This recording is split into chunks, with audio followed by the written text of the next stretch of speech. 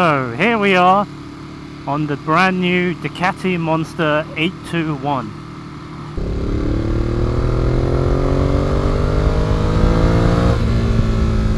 Woohoo! Oh, and I'm not even in sport mode. So let's get the bullet points out of the way. 112 brake horsepower, a wet weight of about 205 kilograms. It's got a list price of $8,995 on the road with a cheaper version called the Dark model at $8,795. You get all the trimmings, ABS as standard, switchable riding modes as standard, traction control as standard, 3 riding modes, very similar to what you see on the other bikes these days. Sport, Touring and Urban. Urban limits the power at 75 brake horsepower. Touring gives you a slightly smoother throttle response, and the Sport mode gives you a sharper throttle response.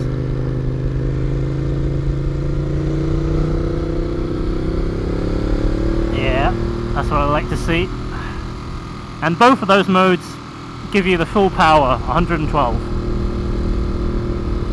We're in touring mode at the moment, and the throttle response is quite nice actually. Yeah, it's quite nice and smooth. It's a ride-by-wire system, so yeah, as you can probably tell, a lot of similarities to the Monster 1200 that I test rode a little while ago.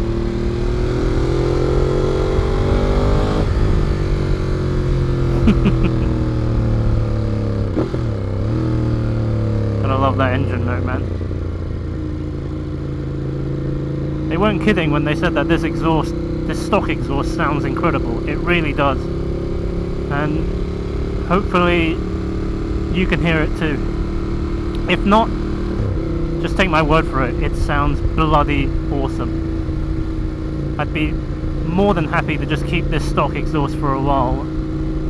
But then, you know, eventually you get the need for Termione exhaust, right? So, as far as the comfort of the bike is concerned, it's a naked bike. It feels very similar to the Monster 1200, which is to be expected. You've got some very firm suspension in its setup. The front forks are not adjustable, the rear shock is, so maybe some tweaking can be there. But you know, it's a sporty naked, you know, it's going to be on a little bit on the firm side. Handling is excellent though when I was going through those bends. Nice and planted. Probably the one thing that's kind of bugging me right now as soon as I've gotten onto the bike is that there doesn't appear to be that much space for your feet. Now, you know, I'm a relatively small guy. My shoe size is not that big. I've got size 8 boots. But as soon as I try to put my feet on the foot pegs, the balls of my feet on the foot pegs even, something's digging into my heel and I can't really get the position that I really want to be, on my right foot especially, which is a little disconcerting. Oh, gotta love this torque, man. You put it in any gear and it will just go.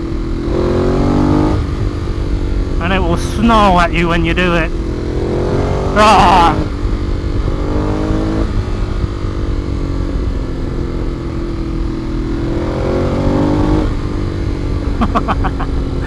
Oh, wow.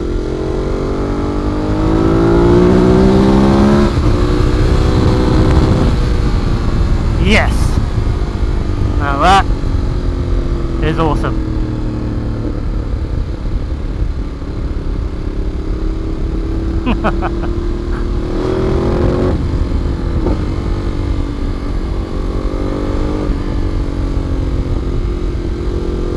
That stock exhaust, man.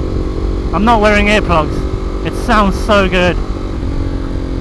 One can only think how an aftermarket one would sound.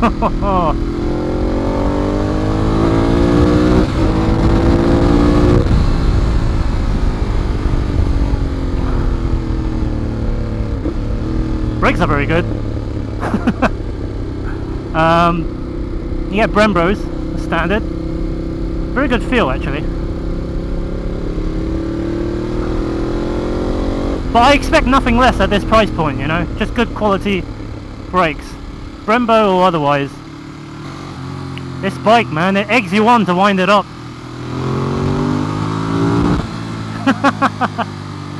Oh, it's wicked.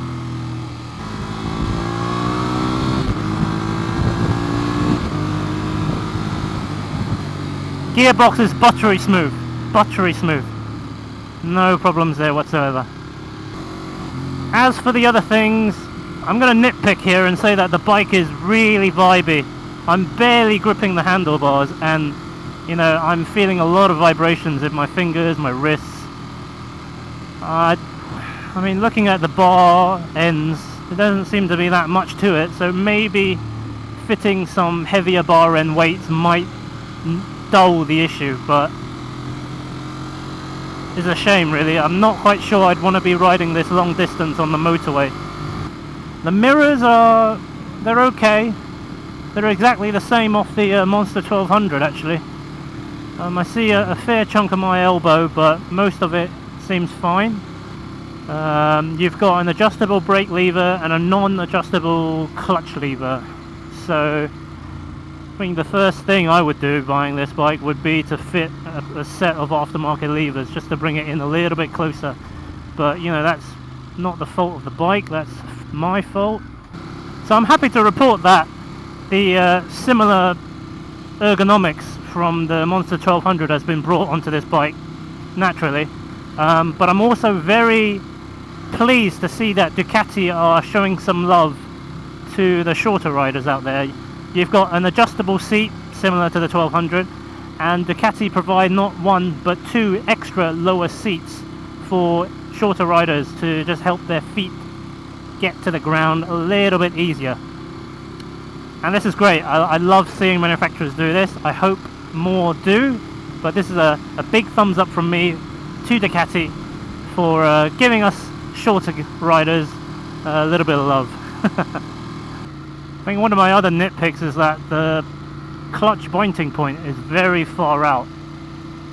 Now I know you can adjust it, but to some riders there, they actually don't know. I didn't know that you could adjust the clutch biting point when I first started riding. So, you know, it's just something to bear in mind. Just out of the box, you got to give it a lot of revs to get it going, and the clutch biting point is very far out. So just keep that in mind.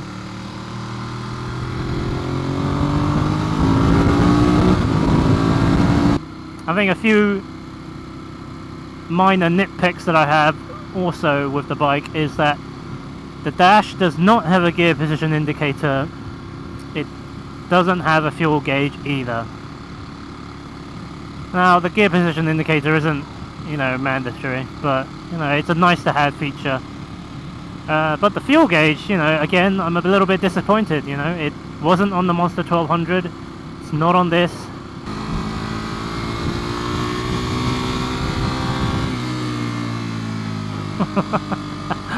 Wow. I haven't even put into sport mode yet. I can't help but feel like this is giving me all the thrills that I kind of had from the 1200, but at a cheaper price. Alright, I mean, don't get me wrong, the 1200's got more power, but I mean, you know, 112 brake horsepower is no slouch. It's more than enough for having a bit of fun on the road. So, quick walk around with the bike. Gorgeous machine. It's a shame it doesn't have the single-sided swing arm like its bigger brother, but you know, for a stock exhaust, it's not too shabby.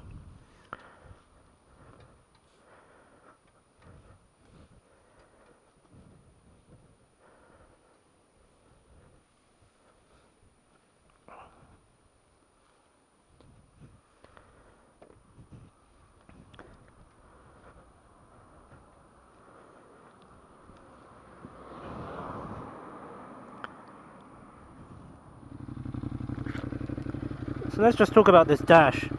I'm a bit disappointed it's not that same full colour TFT, whatchamacallit, dash that was from the Monster 1200. It's just your plain old digital dash here.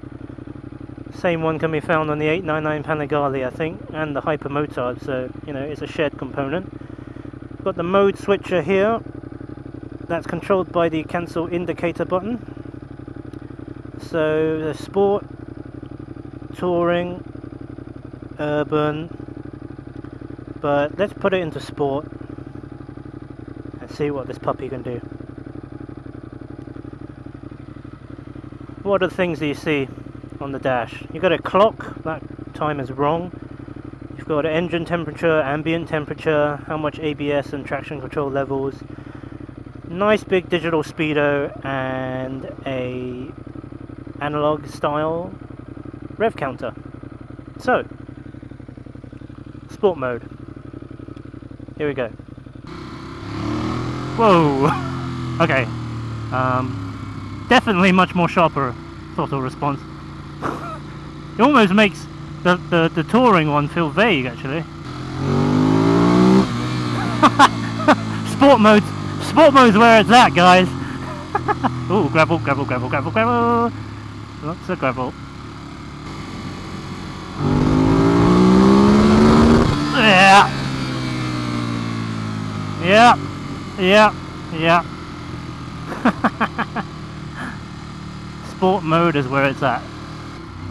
Yeah, the fueling in sport mode is not that bad, actually. At low speeds, I mean. First gear, town work. Yeah, the fueling's alright, actually. Yeah, at around 2000 revs is when it starts to get a little bit jerky. But even in sport mode, as long as your throttle wrist is pretty measured, it's not that much of a problem. So yeah, the fueling surprised me. Nice one, Ducati. So in summary, what do I think? This is an awesome machine, guys. But it is $8,995, which is not cheap. So you just gotta keep in mind how much you're willing to pay for the Ducati Premium and the extra features. I mean, you could argue that if you don't care about traction control and the switchable riding modes and the Ducatista feeling, then you could go for something like a Street Triple R, right? Okay, it's not a twin, but still, you get a lot of bang for your buck and the same thrills. And if you want to go even further, you could get the Yamaha MT-09, actually. What moves your soul? That's the question I always go back to, really. Right now, would I buy this machine? I'm tempted, but $8,995 is a lot of money, and I'm more inclined to pick up an X demo maybe a year down the line, or a used one for maybe a little bit more of a discount. At that point, it might seem more reasonable in my eyes. But if you've got the money, if you love its looks, and you love how it rides, I guarantee you'll love how it rides, then this bike is for you. Ducati have done an amazing job in this machine. Got to give them credit for that. Awesome bike. Awesome, awesome bike. Oh, hello Popo.